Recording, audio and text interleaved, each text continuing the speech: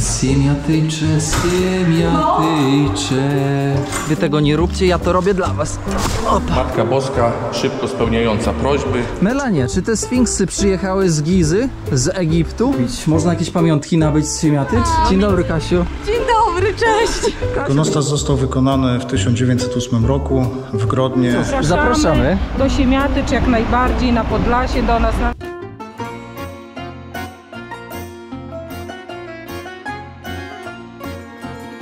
Witam Państwa z bliskiego państwa, z województwa podlaskiego, a mianowicie z miasta, w którym się urodziłem, czyli Siemiatycze. Siemiatycze, ulica Wysoka. Tak, właśnie tutaj się wychowałem, tutaj były pierwsze bójki, tutaj były pierwsze miłostki, tutaj właśnie wędrowałem do szkoły podstawowej, do gimnazjum w tamtą stronę, do liceum w tamtą stronę. Dzisiaj nie będę wam aż tak skrupulatnie pokazywać i opisywać Siemiatycz. Chcę wam pokazać miasto z perspektywy miejsc, które warto zobaczyć i warto o nich poszerzyć swoją wiedzę. Moi drodzy, pamiętajcie, to osiedle na skraju Siemiatycz, ulica Wysoka, to miejsce, gdzie się wychowywałem. Możecie tutaj przyjechać i sobie pochodzić śmiało. Tutaj kiedyś był taki monopolowy Tolek. Panie Tolku, serdecznie pana pozdrawiam. Jest pan nieodzowną częścią mojego dzieciństwa i myślę, że wielu tutaj innych osób również. No to piwka się u pana Tolka już nie napijecie. Szanowni widzowie, koniecznie zostawcie łapeczkę, komentarz i rzecz jasna, poczta sandałowa. Podajcie odcinek dalej, tak żeby wiedza o Podlasiu i miejscowościach na tym rejonie Polski szerzyła się. Tutaj taka drobna przebitka. Kierujemy się w stronę rynku, który odbywa się w czwartki, ale robię to intencjonalnie, ponieważ jest tam ciekawa historia do przekazania. Tutaj cerkiew, do której rzecz jasna się udamy, więc spokojnie, proszę oglądać do końca. Ktoś może zapytać, kierowniku, ile mieszkańców jest w Siemiatyczach? Już tłumaczę. Tak statystycznie, tak oficjalnie, no to między 14 a 15 tysięcy. Będę wam robić takie swoje wrzutki trochę z tego, co przeżywałem w dzieciństwie. Tutaj idąc właśnie na bazar w czwartki, więc możecie też w czwartek odwiedzić tenże bazar. Dzisiaj jest, niestety nie ma czwartku, więc nie odwiedzimy, ale jak będziecie w czwartek tutaj, to koniecznie tutaj zajrzyjcie. Skręca się w lewo i tak w lesie są straganiki. A tutaj, moi drodzy, jest miejsce spoczynku. Uszanuj i zachowaj porządek, więc proszę zachować porządek w głowie i na języku.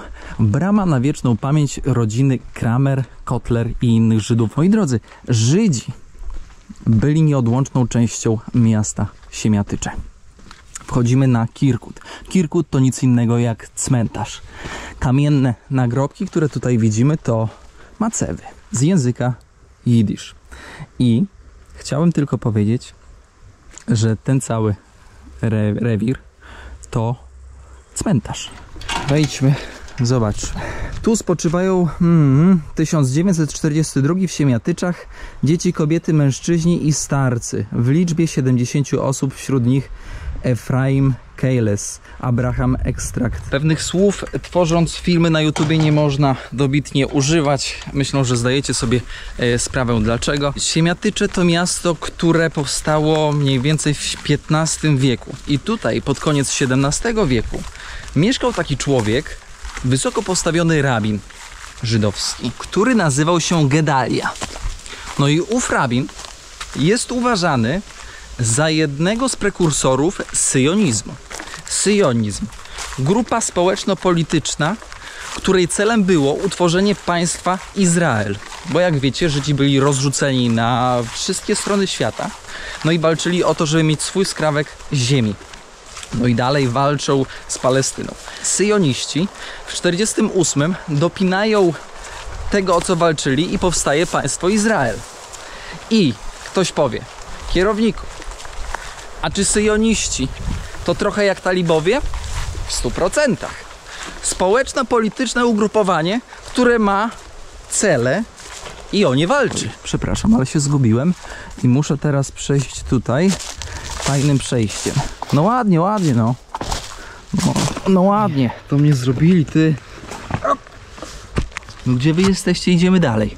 Żydzi, Polacy nieodłącznie ze sobą na tych ziemiach razem żyli i żyją w zgodzie i w szacunku. Pokażę wam teraz takie miejsce, które jest zapomniane troszkę przez życie, zapomniane przez świat, które produkowało.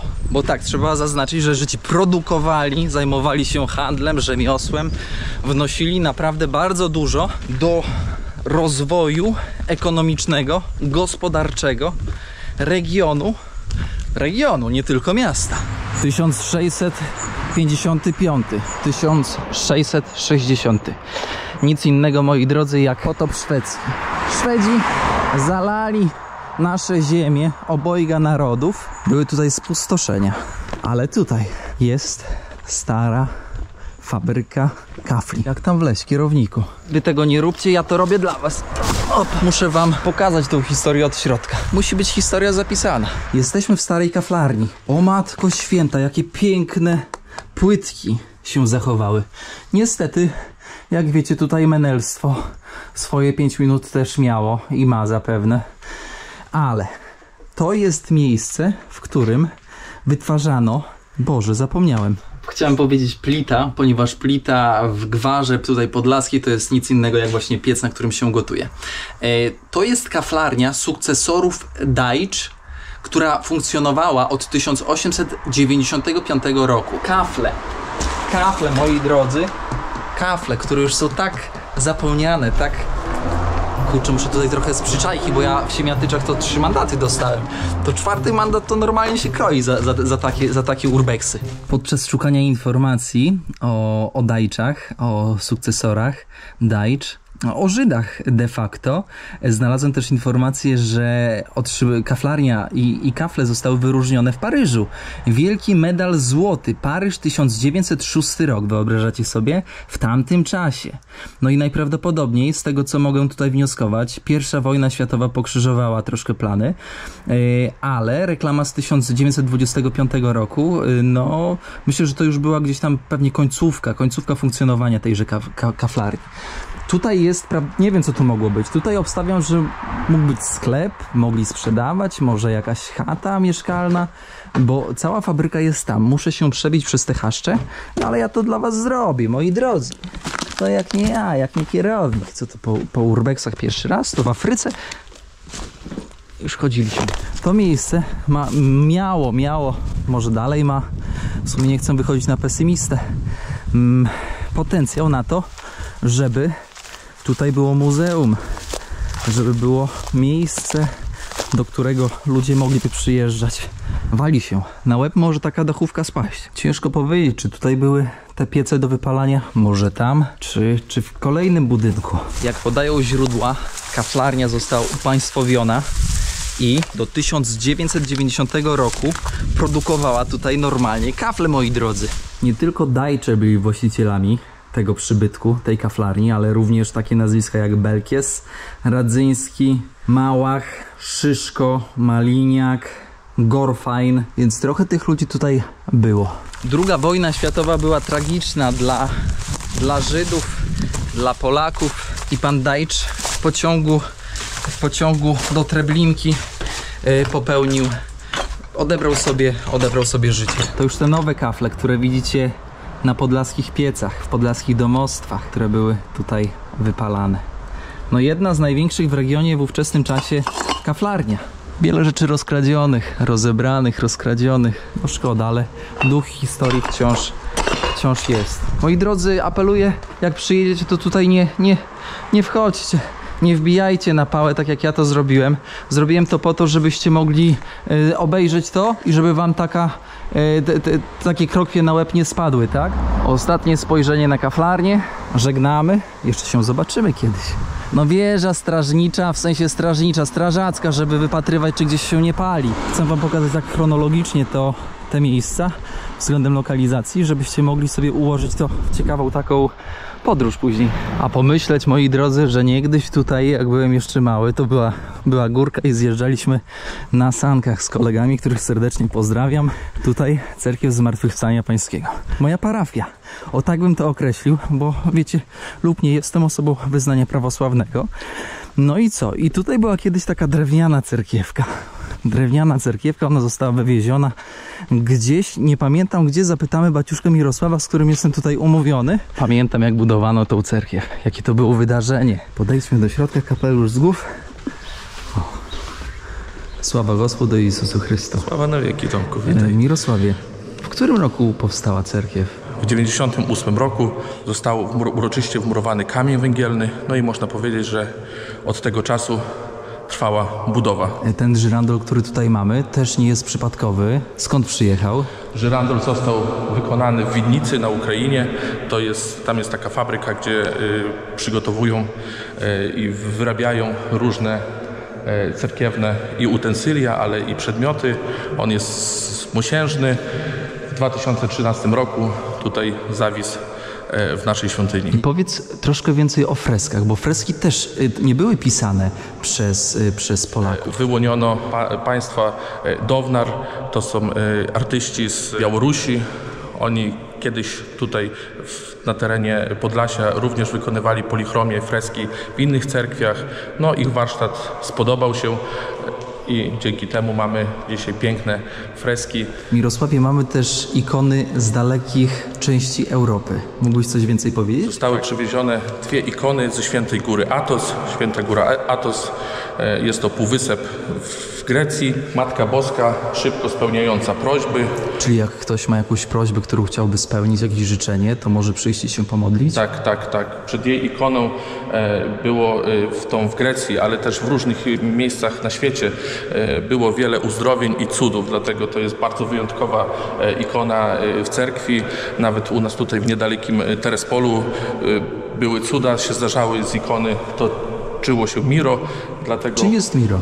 Miro to jest taki olej, który się samoistnie z ikony wydobywa, no to jest cud, tak? I co się robi z tym mirem? Można nacierać Można się nacierać, jeżeli coś boli gdzieś, to tak w tych miejscach, no to jest takie pomocne. Mirosławie, czy wypada całować ikonę? Oczywiście, to jest takie charakterystyczne w prawosławie, że kiedy wchodzimy do świątyni, na środku jest ikona, która przedstawia nam patrona bądź święto patronalne danej świątyni i tak jak wchodzimy do domu, witamy się z gospodarzem, tak samo oddajemy cześć właśnie temu świętemu bądź świętu, pod jakim wezwaniem jest dana świątynia. Mirosławie, czy każdy może przyjść do cerkwi, wejść do środka, obejrzeć te piękne freski, ikon, pomodlić się do ikon tutaj?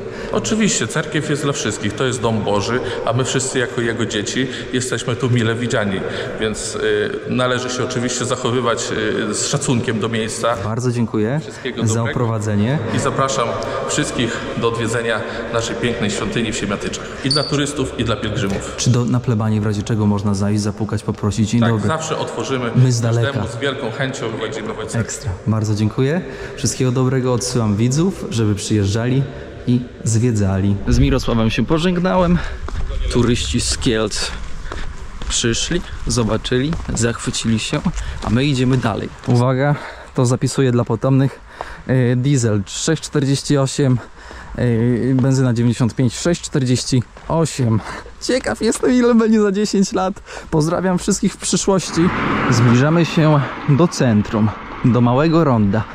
Tej pani nie znam. Jedzie z walizeczką. Jednak dworca autobusowego już tutaj jako tako nie uświadczysz. Są prywatne przewozy, jakieś busy, ale można mówić tutaj w Siemiatyczach, że mamy coś takiego jak wykluczenie komunikacyjne dla ludzi, którzy nie mają aut bądź prawa jazdy i auta. Na lewo niegdyś PKS słynny, tutaj słynne rondo, które kiedyś było skrzyżowaniem, moi drodzy, więc oglądajcie, tak, żeby później za lat 10 można było porównać, co się zmieniło. No i budki, kebab, piękna czcionka, ale do czego bije? Proszę bardzo, daleko nie trzeba szukać. Turecki, z Turcji, z Siemiatycz do Turcji daleko, z kilka tysięcy kilometrów. I teraz idziemy, moi drodzy, do informacji turystycznej, żeby spotkać się z Melanią. Z Melanią, która jest pracownikiem, mądrą głową i dużo wie o Siemiatyczach. Dużo wie tego, czego chcemy my wiedzieć. Tutaj było niegdyś targowisko o dumnej nazwie Manhattan. niestety ewoluowało, bądź stety, no trzeba iść z duchem czasu. Zobaczcie, jakie eleganckie budy. Nie można powiedzieć, że jest po staremu. Jest elegancko. Jak już będziecie tutaj, no to proszę, tak wchodzicie w te aleje. Tak. Tutaj buty można kupić, jak ktoś zdeptał w Afryce. Tutaj można jakąś sukienkę, jak ktoś zgubił w Azji. A tutaj jest informacja turystyczna. No, kto ogląda odcinek? Kto ogląda odcinek, jak to daleko? Ja. Dzień dobry, szefowo. To jest, moi drodzy, Melania. Właśnie oglądam odcinek o Białymstoku. A łapka była? Łapkę zostawiłaś, Melania? Ja mam, jeszcze nie zostawiłam, jeszcze nie obejrzałam do końca. No dobra, ale dobra, już stawiam. Melania, porywam cię, porywam. Porywasz mnie, jest łapka. Czy w ubiegłych latach było więcej turystów niż teraz? No wiadomo, sytuacja na granicy może wpływać negatywnie na turystykę. Wpływa, pracując w informacji turystycznej w Siemiatyczach, a także oprowadzając grupy jako przewodnik, mogę po turystach takich indywidualnych stwierdzić, że turystów nam ubyło. Czyli co, bardziej przyjeżdżają grupy zorganizowane? Grupy zorganizowane, które przemieszczają się od punktu do punktu, czują się zdecydowanie bezpieczniej w grupie. Czy mają się czego bać? Nie, zawsze pytam swoich turystów, których oprowadzam tutaj po nadburzańskim Podlasiu, czy była jakaś niebezpieczna sytuacja? Czy spotkali się z tymi imigrantami tutaj, których tak się boją? No mówią, że nie, no ale wojsko gdzieś tam widać te samochody przyjeżdżające. Ta strefa buforowa jest po to, żeby tutaj właśnie było bezpiecznie. Więc jak przyjdziecie, uśmiechniecie się tutaj do Melanii, pozdrowicie ode mnie, to weźmiecie sobie mapkę, będziecie mogli sobie taktycznie rozegrać wasze zwiedzanie. No więc patrzcie, tutaj możecie sobie podpytać w ogóle Melanię, gdzie pojechać, co zobaczyć, gdzie zjeść, gdzie przenocować. Więc to jest kopalnia wiedzy. To jest bar, który jest tutaj chyba od lat 90. Boże, ja jak byłem mały i to pamiętam wciąż ten sam szyld. Minibar, gdzie można zjeść zapiekankę, Coca-Colę wypić i coś tam jeszcze wrzucić na ząb. Melania, ty jeszcze z dzieciństwa pamiętasz ten bar? Ależ oczywiście. Przecież to klasyk. W centrum. Tak. Odkąd pamiętam, on tutaj jest. Ja pamiętam, że zapiekanki tam kiedyś były w takim piekarniku jak w domu. Tak wygląda, moi drodzy, droga do centrum. W sensie od centrum do centrum. W sumie 2 ronda.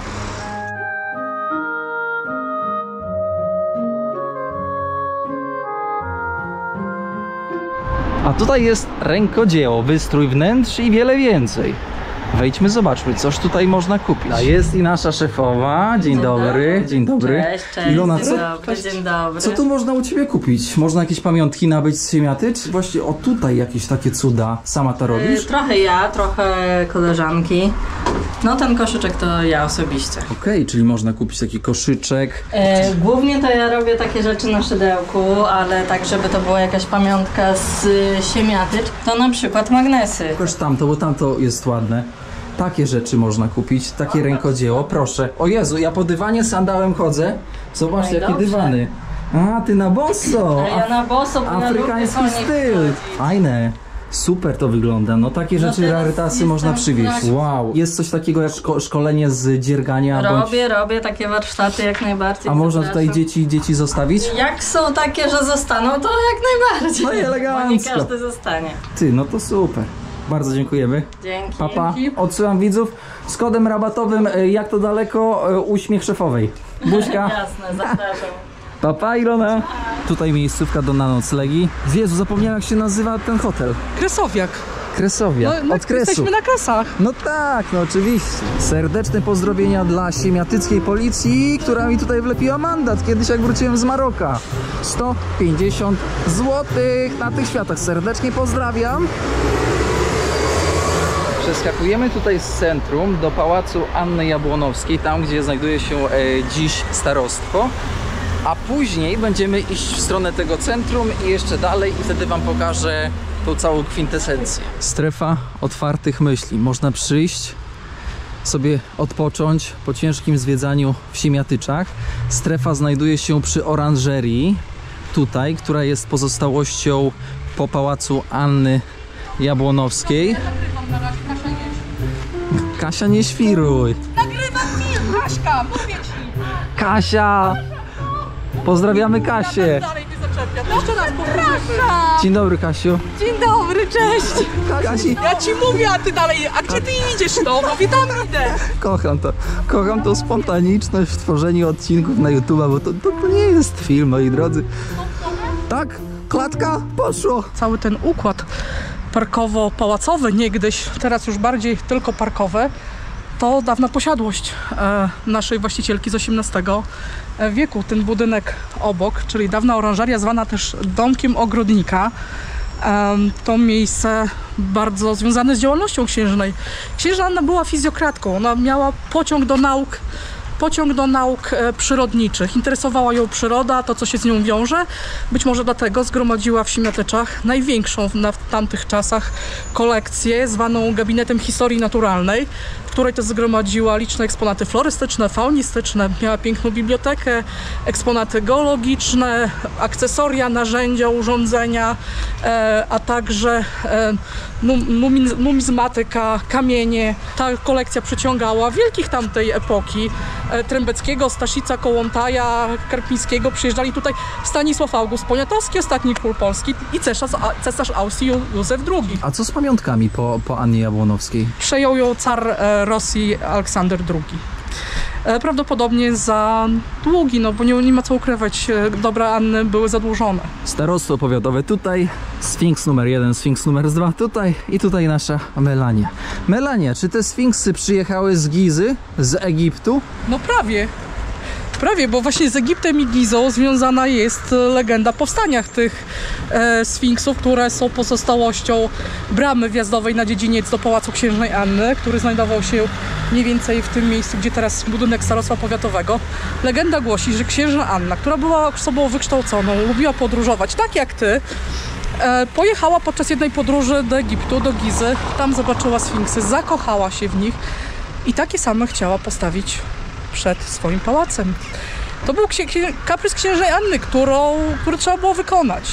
I Jak trzeba widać, zaznaczyć, tak, i trzeba, Melania, zaznaczyć, że nasze sfinksy są kompletne. Mają nosy.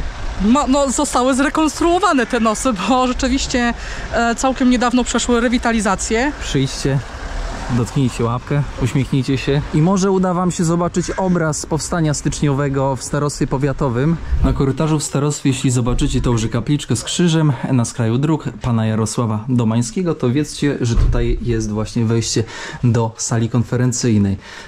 I tutaj możecie codziennie w czasie otwarcia starostwa przyjść i zobaczyć tenże obraz. Cóż to za obraz, co przedstawia? Jak sama nazwa mówi, przedstawia Czarny Piątek, 7 lutego 1863 roku. To drugi dzień bitwy o Siemiatycze w powstaniu styczniowym. Największej, jak wspominałam, bitwy na naszym terenie, ale też tutaj na ścianie wschodniej w czasie powstania styczniowego. Obraz jest to wizja tego drugiego dnia właśnie, tego co się działo przed pałacem księżnej Anny z Sapiełowskiej. Kto się bił? Wojska polskie przeciwko wojskom carskim w czasie zaboru. Tak by to sugerowało, że to nawet jest pałac księżnej Anny, ale tak naprawdę my nie wiemy, jak pałac księżnej Anny wyglądał, bo nie zachowała się żadna fotografia z tamtych czasów. Słuchajcie, jak wejdziecie do starostwa na kod, jak to daleko, możecie zobaczyć obraz powstania styczniowego. Śmiechem, żartem.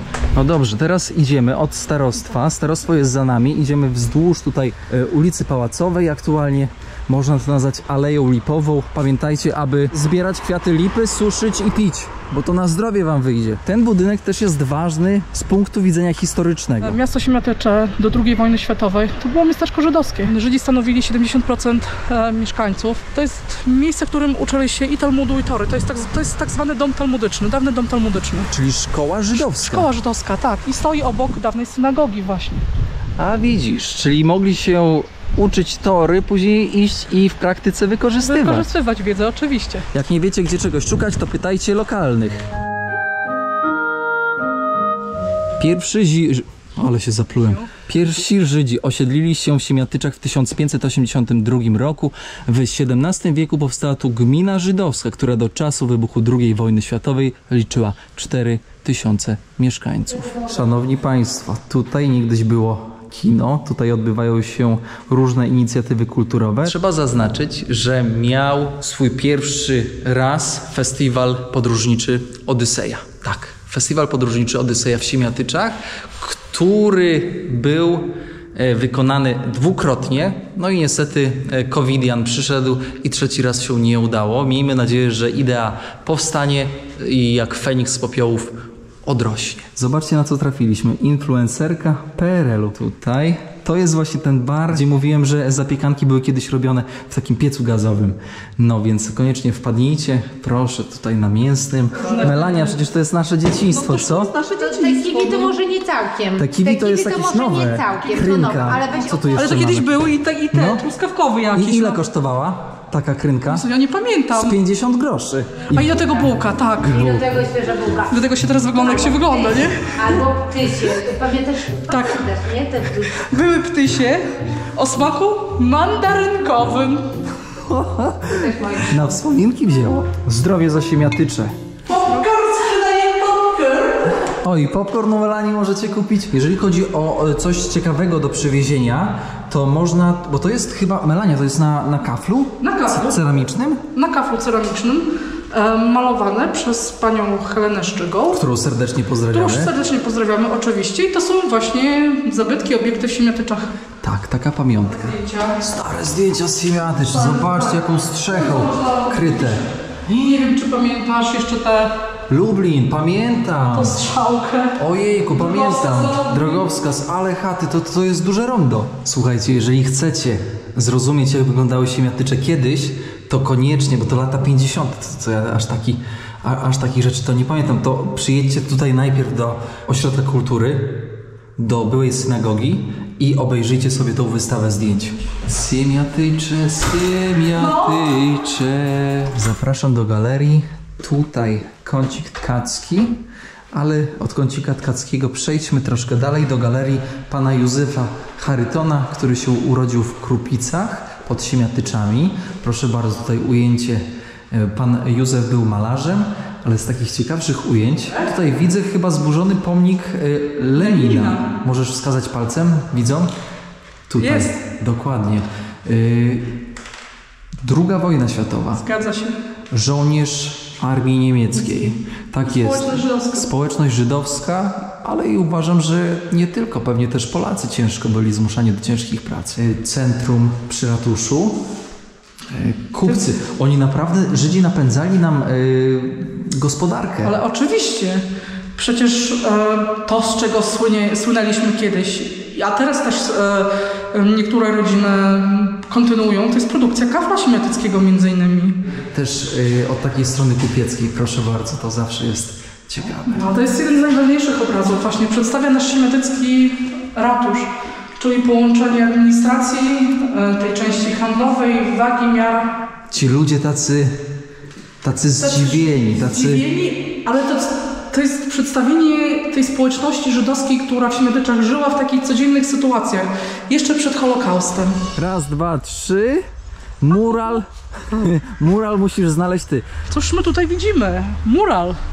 Jeden z obecnie najstarszych w Siemiatyczach murali, jeden chyba z pierwszych, które się też pojawiły, przedstawia tańczące rąbki, czyli kolejny ślad wielokulturowości w Siemiatyczach.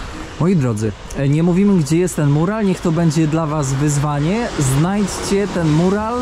Jak nie będziecie wiedzieć, gdzie szukać, to zapytajcie lokalnych, żeby nawiązać nowe kontakty. A ludzie na Podlasiu serdeczni są. To i powiedzą, i pomogą, i wskażą. Czy jest bezpiecznie w Siemiatyczach? Co byś Bardzo. powiedziała? Uważam, że jest bardzo bezpiecznie. To, co tam opowiadają w telewizji, ja mówię, wystarczy się rozejrzeć, tak, że u nas nie ma żadnych zagrożeń. Ja codziennie chodzę do pracy przez centrum, chodzę na spacery w różne miejsca i nie widzę tutaj nic niebezpiecznego. Także Super.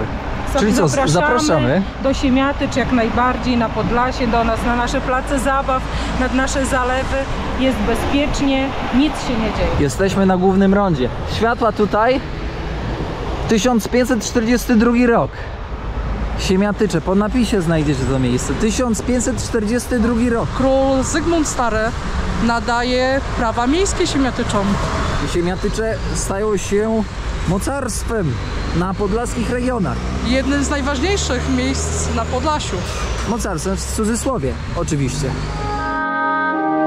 Lawenda, motyle, a pod lawendą, motylami i bąkami korytarze. Ale no dzisiaj nie będziemy się włamywać. Tutaj na miejscu fontanny niegdyś stał ratusz drewniany, później został murowany przez Jabłonowską, zgadza się? Zgadza się? Gdzie jest nasza Jabłonowska? Czeka na nas nasza Włodarzowa. Właścicielka Włodarzowa. Witamy pani Anno. Ale pani gorąca. Czy pani Jabłonowska była osobą, która wyznaczała trendy? To była kobieta renesansu, chociaż w epoce oświecenia. Przy takich znajomościach, jakie miała, gdyby nie zrobiła tego, co dzisiaj w Śmietyczach mamy, to tego pomnika byśmy tutaj pewnie nie postawili. Była wielką reformatorką, była podróżniczką, znała języki, dyplomatka, mecenaska sztuki, kultury, sprawny zarządca miasta. Poeci o naszej Annie Jabłonowskiej pisali Krasicki. No i rzecz jasna, jak już będziecie tutaj, no to koniecznie zwróćcie uwagę na nasze innowacyjne przystanki. Chyba pierwsze w Polsce przystanki zielone. Kilka lat temu zostały one tutaj wprowadzone.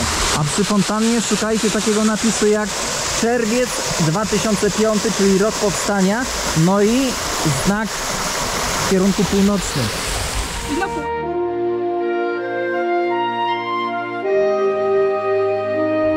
Tutaj chyba też noclegi, Stary Rynek. Chyba dobrze mojego kolegi Grzegorza. Serdecznie pozdrawiamy. Grzegorz, nie opierdzielaj się na recepcji, jak pracujesz. Kościół w niebowzięcia Najświętszej Marii Panny.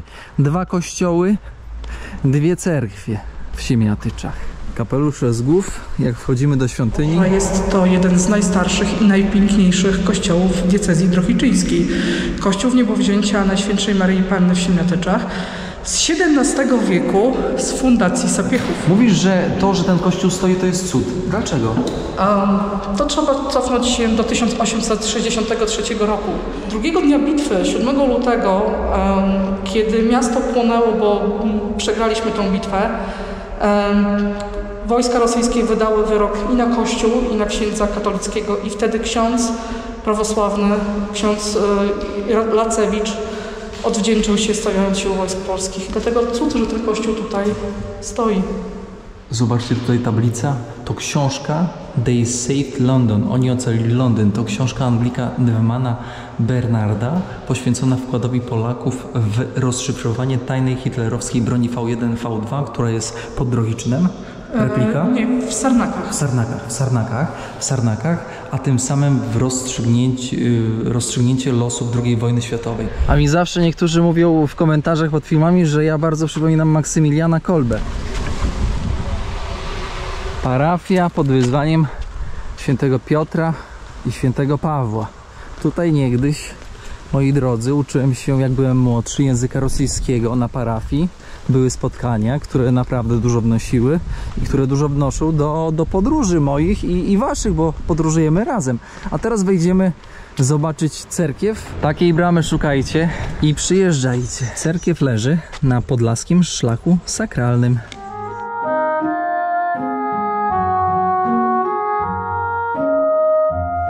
Moi drodzy, mamy przyjemność uścisnąć dłoń proboszcza. Tak jest. Pawle, czy pokażesz nam ikonę świętego Mikołaja? Co jest napisane z tyłu ikony? Mamy szatę biskupa, ale tutaj można... Tak, 1893.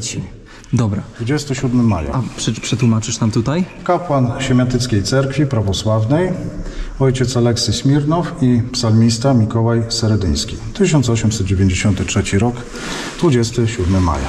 W niektórych ikonach można znaleźć moszczy. Czym są moszczy? Czyli inaczej relikwie. Jest to jeden z elementów kultu w Cerkwi Prawosławnej, kultu świętych. Są to cząsteczki ciała, kości.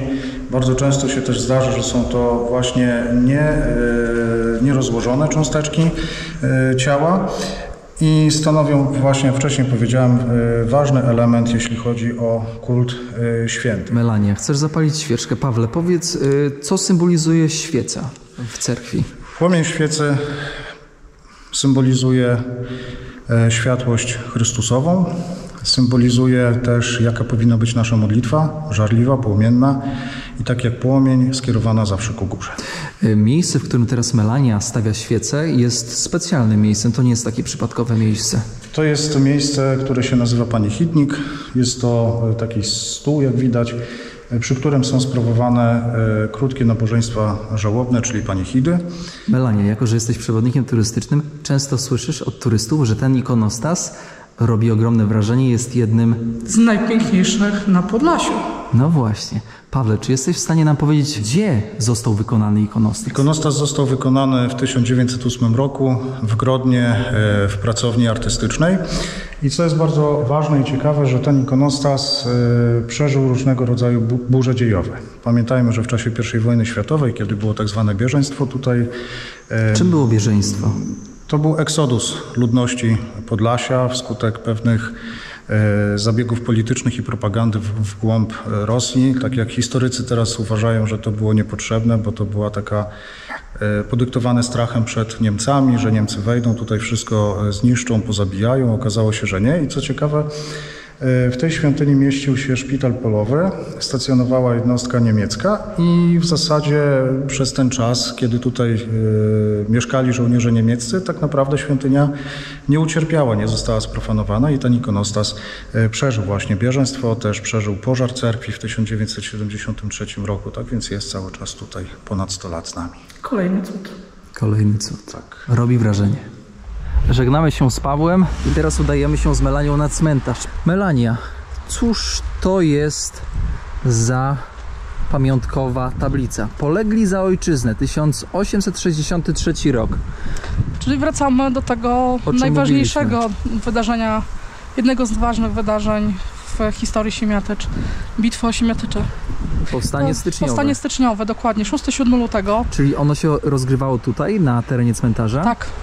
Mamy jeszcze na cmentarzu mur, który pamięta tamte czasy. To jest mur, który pamięta 1863 rok, 6-7 lutego. Co on oddzielał? On w tej chwili oddziela część starą od części nowej cmentarza, tego wielowyznaniowego. Natomiast jest to mur, przy którym podlascy koszynierzy obronili Siemiatycz. Czyli na tych kamieniach spoczywa krew naszych powstańców. No i akurat na cmentarzu wielowyznaniowym tak naprawdę będą różne nazwiska. Walędziuk, Szafkało, proszę bardzo, Łukasik, Brzoznowscy, Siemieniuk, Grzybowscy, Jaworowscy, Raczyńska, Rudniccy, Anasińscy, Moczulscy, Tymińscy, Szyszko, Grajewscy. Mieszane małżeństwa to jest standard na Podlasiu. Oczywiście, to już jest norma, no i tak jak powiedziałam, no, trudno rozdzielać małżonków po śmierci też. Tak, więc prawosławni leżą obok katolików. Zobaczcie, jakie piękne, stare zdjęcie. Pozdrawiamy rodzinę Hermanów. Sztuka uliczna, Siem City. Szukajcie tego graffiti, ponieważ on was skieruje w kierunku plaży. Plaży, gdzie będziecie mogli odpocząć i nabrać energii na kolejne zwiedzanie. Zobaczcie, zalew. Ktoś przyjedzie kamperem, może sobie tam stanąć. Nawet myślę, że może na upartego namiot postawić, jakby było trzeba. Tam jest plaża taka malutka, tutaj jest większa, bardziej zagospodarowana. Różne sprzęty dla dzieci, wypożyczalnia sprzętu wodnego, kajaki, rowery wodne. No jest gdzie się bawić, jest gdzie zjeść, ponieważ i tam też zjecie, napijecie się czegoś dobrego. Szanowni Państwo, bardzo dziękujemy Melanii za oprowadzenie. Dziękujemy za dzisiejszy odcinek. Dziękujemy za to, że mogliście być z nami w Siemiatyczach. W Siemiatyczach, zapraszamy do Siemiatycz. Melania jest tutaj na miejscu. Podaję numer do Melanii. Tutaj. Napiszcie jej SMS-a, że zrobiła kawał dobrej roboty i jeżeli będziecie chcieli wynająć przewodnika, to piszcie śmiało bądź dzwońcie do Melanii. Miło było z Tobą pospacerować po naszym mieście, jakby nie było. Siemiatycze, miasto górą. Bycze, 4 domy, 2 Ulice. Na szczęście jest. już trochę więcej. trochę więcej. Wszystkiego dobrego, moi drodzy, trzymajcie się. Trzymajcie się i zapraszamy na Podlasie. Zapraszamy. Tu jest bezpiecznie. Tu jest bezpiecznie. 100%. No i pomyślcie o mnie, jak będziecie, że ja stąd, że ja tu się chowałem. I pomyślcie ciepło też o Melanii, która też stąd i tu się chowała. Tak jest. I teraz oprowadza. Czołem! Hej.